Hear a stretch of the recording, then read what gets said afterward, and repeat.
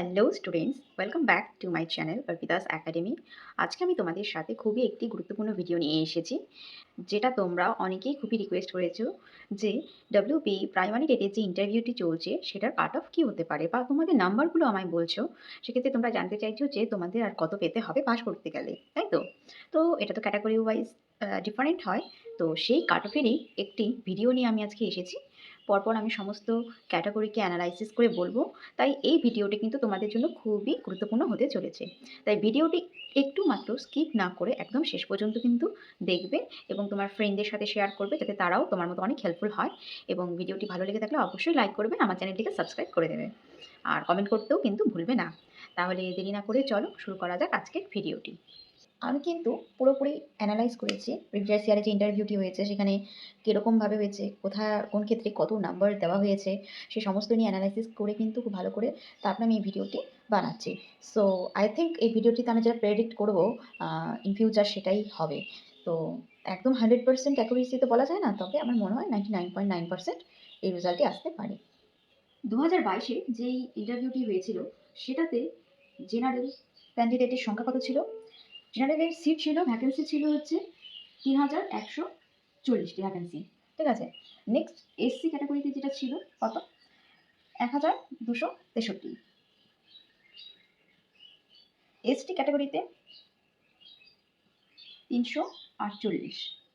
OBC A আর OBC B, এতে কত কত ছিল? এতে ছিল বেশি 539, আর বিতে ছিল 388। আর এরপর আসি আমরা পিএইচে 284। তোমরা তো জানো এবার একটা এক্সট্রা অ্যাড হয়েছে, সেটা হচ্ছে ইডব্লিউএস, তাই তো? আচ্ছা, সেটা আমরা পরে আসি। এটা এটা কোন সালে? এটা 2022 অনুযায়ী দেখছি। এবার আমরা এবছরেরটা লিখে নিই, 2026। Same general, SC, ST, OBC, OBC B, pH, আরেকটি এক্সট্রা আমি অ্যাড করলাম, সেটা হচ্ছে ইডব্লিউএস। ইডব্লিউএস যেখানে নাকি 10% রিজার্ভেশন দিচ্ছে, তাই তো? তাহলে এবছরে টোটাল সিটের সংখ্যা কত? 13,421, তাই তো? এই যে সংখ্যাটি রয়েছে এটা 10% পাবে ইডব্লিউএস, অর্থাৎ কত পাবে? ইডব্লিউএস পাবে 4 ধরলাম, ঠিক আছে। আর এবার আসছি আমরা জেনারেলে এবারে তাহলে সিট কত রয়েছে? জেনারেলের রিজার্ভেশন পায় 42%, অর্থাৎ 5,637। এটা পাবে এবছর, ঠিক আছে। কিন্তু তোমরা মাথায় রাখবে যে প্রথমেই একবারে কিন্তু এই সিটটা তারা বের করবে না। তারা কিন্তু প্রথমে 4,430-এর মতো সিট বের করবে প্রথমে। কারণ কি? কারণ অনেকেই থাকে যে মানে এক্স টিচার, এক্সেমটেড থাকে, বা অন্য কোনো চাকরি করে এসেছে সেরকম টাইপের, এরকম থাকে না অনেক সময়। তো সেই যে জিনিসগুলো তাদের জন্য কিন্তু আলাদা করে মানে লিস্ট দেয়, দেখবে প্রথমে জেনারেল ক্যান্ডিডেট লিস্ট দেয় যারা ফ্রেশার্স ক্যান্ডিডেট আছে। তারপরে কিন্তু এক্সামটেড আরও বিভিন্ন যে ভাগের যে রেজাল্টগুলো, হ্যাঁ, এক্স সার্ভিসম্যান, এই টাইপের সেগুলো রেজাল্টগুলো কিন্তু দেয়। তো সেই পার্টটার জন্য কিন্তু তারা মানে একটা কিছু পরিমাণ সিট বরাদ্দ রাখবে। মানলাম এখানে তারা বরাদ্দ রাখছে কত? 1200 সিটের মতো, 1207 বা 1200, ধরো 1200 সিটের মতো সেটার জন্য তাদের বরাদ্দ রাখছে, ঠিক আছে। তাই এই 1200 সিটটা তোমাকে ছাড়তে হবে, তোমাকে এটা দেখে রেজাল্ট ধরতে হবে, ঠিক আছে। আচ্ছা, নেক্সট আসো যে এসসি 2818। কারণ কত পার্সেন্ট রিজার্ভেশন দেয় এসসিতে? আমরা জানি কি 21%। তো এর রিজার্ভেশন কত? 42%। এই যে 42% কিন্তু এটা 42% হচ্ছে, তাই তো? আর 21% কিসের হচ্ছে? এটা কিন্তু 21% হচ্ছে, ঠিক আছে। নেক্সট আসো, এসটিতে 6% রিজার্ভেশন দেবে, ওবিসি এতে 10%, ওবিসি বিতে 7%। তো এসটিতে সিটের সংখ্যা কত হবে? 805। তারপর এসটিতে কত, সরি, ওবিসি এতে কত হচ্ছে? 1342, যেহেতু এটাও 10%। আর ওবিসি বিতে কত হচ্ছে? 940। আর পিএইচ রয়েছে, তাই তো? পিএইচে থাকছে কত? 536। কত পার্সেন্ট দিচ্ছে পিএইচে? পিএইচে দিচ্ছে 4%। এরপর আছে ইডব্লিউএস, হ্যাঁ, এটা হয়ে গেছে। তো যাই হোক, এবারে সিটগুলো সংখ্যা বুঝলে। তো দেখো, যদিও আমরা যদি এখান থেকে এক্সামটেড বা এক্স সার্ভিসম্যান যারা রয়েছে তাদের সিটটা যদি আমি বাদও দিই, ঠিক আছে, তো তাদের জন্য 1200 সিট বললাম না, এক্ষেত্রে বাদ দাও। এক্ষেত্রে ধরো কিছু সিট বাদ যাবে, সেক্ষেত্রে 1611-র মতো আসবে এই জিনিসটা। এটা কত আসবে? 1611-র মতো আসবে, ঠিক আছে। তো তুমি যদি বাদও দাও, তুমি তাহলে একটা জিনিস ক্লিয়ারলি দেখো যে আগেবারে যে সিট রয়েছে তার থেকে কিন্তু এবারে সিট কিন্তু অনেকটাই বেশি রয়েছে, ঠিক আছে। তুমি প্রত্যেকটি ক্যাটাগরিতে দেখো যে আগেবারে সিটের থেকে কিন্তু এবারে সিট যথেষ্ট বেশি। সো এটা একটা কিন্তু খুব ভালো দিক প্রত্যেকটি ক্যাটাগরির ক্ষেত্রেই কিন্তু। আচ্ছা, এবার আসছি আমরা নাম্বার। আগেরবার নাম্বার কেমন দিয়েছে ইন্টারভিউতে সবাইকে, বা কে কেমন পেয়েছে, ঠিক আছে। তো ফার্স্টে তোমরা লিখে নাও মাধ্যমিক, তারপরে এইচএস নাম্বার, তারপর ডিএলএড, যে যেটা কোর্স করেছো সেটার মার্কস, তারপরে আসো টেট, তারপরে আসো ইন্টারভিউ, তারপরে আসো ডেমো বা প্র্যাকটিক্যাল করে তুমি যেটা দেখাচ্ছ সেটা। আর একটা থাকে কি এক্সট্রা কারিকুলার অ্যাক্টিভিটি, সেটা আমরা এখানে লিখে নিলাম, এক্সট্রা কারিকুলার এক্সট্রা অ্যাক্টিভিটি লিখে নিলাম। ঠিক আছে, আশা করি তোমাদের কাছে দেখা যাচ্ছে। লেখাগুলো ছোটো করে লিখছি যাতে আমার একবারে এটে যায়। ঠিক আছে, আচ্ছা, তো এটা তো তুমি ছেড়েই দাও, এটা তো বেশিরভাগের ক্ষেত্রে আমি ধরলামই না, এটা নেই, অনেকেরই নেই, কারণ এটা হচ্ছে কি স্টেট লেভেলে তোমাকে কোনো কিছু সার্টিফিকেট দেখাতে হবে। সো আমি এটা বাদ দিলাম। খুবই এটা মানে অল্প কিছু মানুষের রয়েছে, আর যারা রয়েছে আমি বলবো হ্যাঁ তুমি ভালো, লাকি, তোমার কাছে আছে, তুমি এক্সট্রা নাম্বার পাবা, তো ভালো। আচ্ছা, তো আসছো এমপিতে।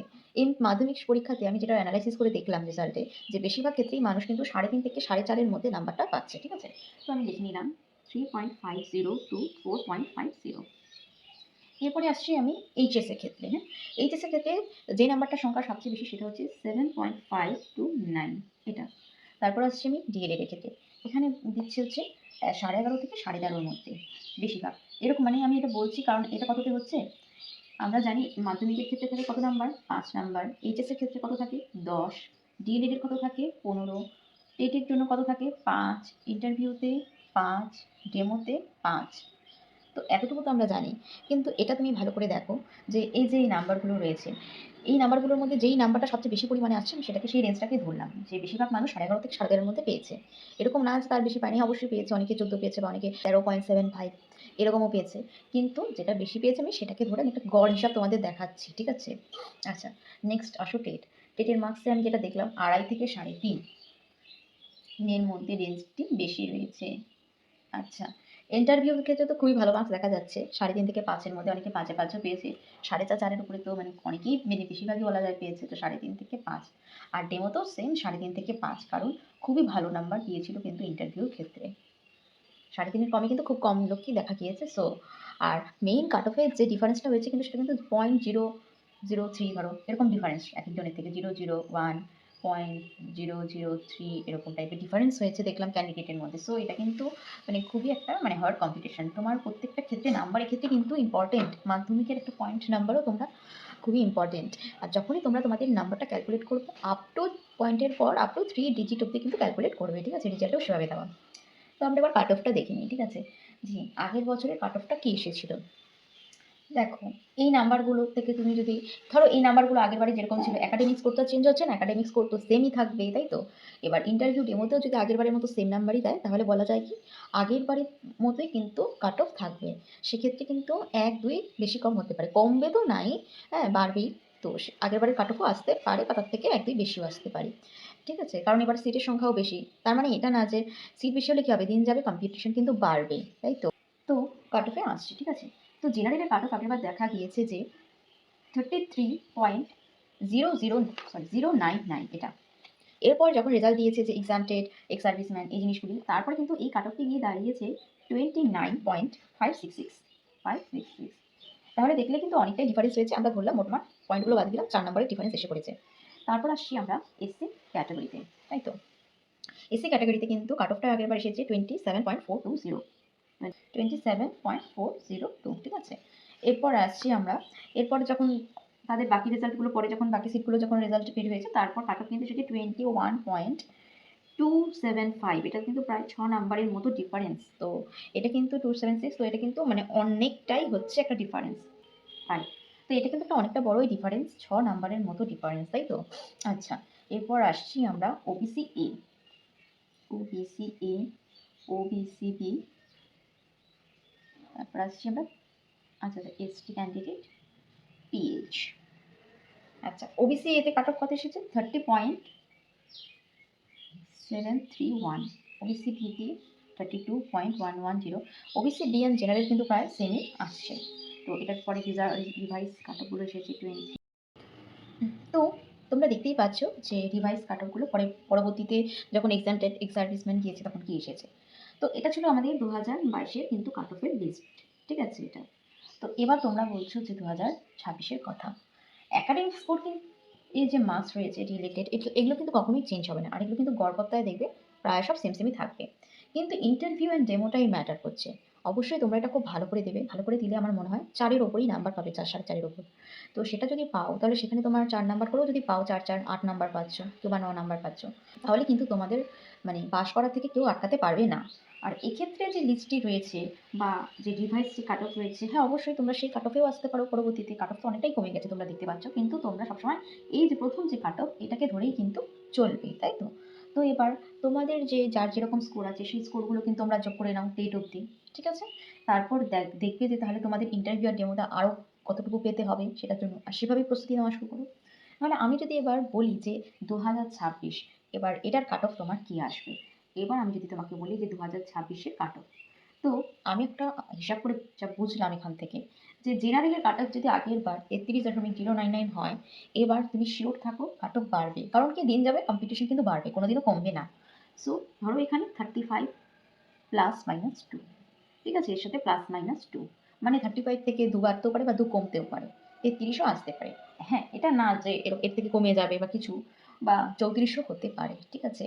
তো এটা হচ্ছে ব্যাপার। তো 35 আমি তোমাকে কিন্তু একটা স্ট্যান্ডার্ড নাম্বার বললাম। এর থেকে তুমি 2 না যোগ করলেও তুমি এই 35 এর সাথে 1 কম বেশি তুমি যোগ করতে পারো।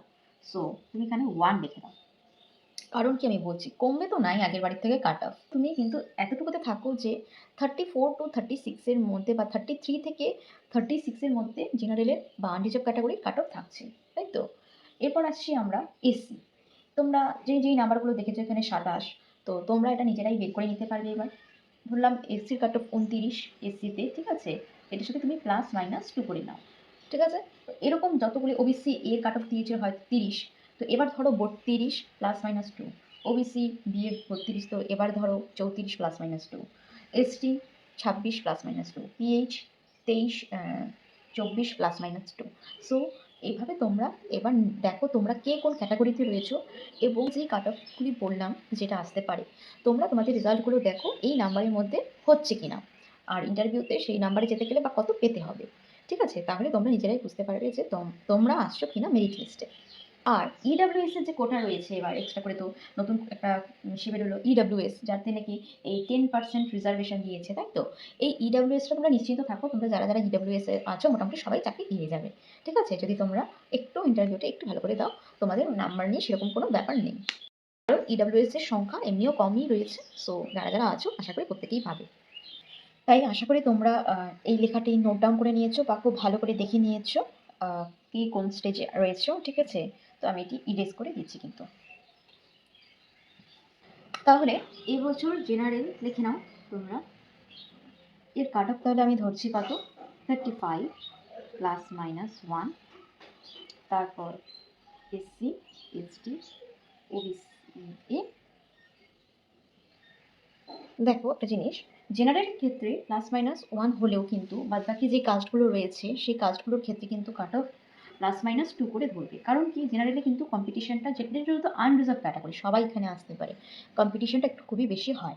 তো যাই হোক এইটাই তোমরা ধরে নাও। তারপর হচ্ছে পিএইচ 24 প্লাস মাইনাস 2, ঠিক আছে? আশা করি তোমরা এই কাট অফের রেঞ্জ বুঝতে পেরেছো। তাহলে আজকের ভিডিওটি কিন্তু এতটুকুই থাকলো। আশা করি তোমরা খুবই হেল্পফুল হয়েছে ভিডিওটি দ্বারা। আর তোমাদের ডাউটও সব ক্লিয়ার করতে পেরেছি ভালোভাবে। তো আবার দেখা হচ্ছে পরবর্তী ক্লাসে। Thank you so much.